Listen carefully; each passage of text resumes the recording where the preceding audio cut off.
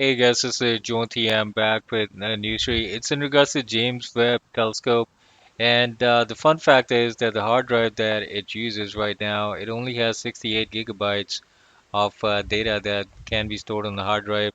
But the good thing about that hard drive is that it's really radiation hardened, radiation proof because the regular hard disks that you probably use in your computer, that's not going to work in space because there's so much radiation going on, and that could mess up with the storage uh, of the hard drive as well. So, Tom's Hardware noticed something interesting. The James Webb Space Telescope, a replacement for the Hubble array, used to take AC pictures of the furthest reaches of space, has an absolutely puny hard drive, 68 gigabytes.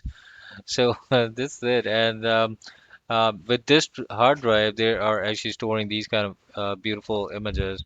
To withstand the ambient hazards of open space, hard drive has been radiation hardened, and it has about 10 gigs of storage more than it needs for daily operation.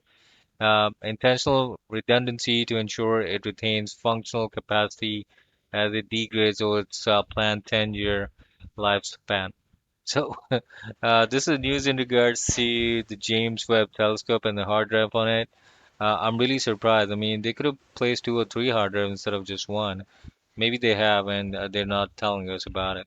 Anyway, this is the news in regards to the cosmic radiation and the hard drives in space. With that, JauntyM signing out. You have a nice day.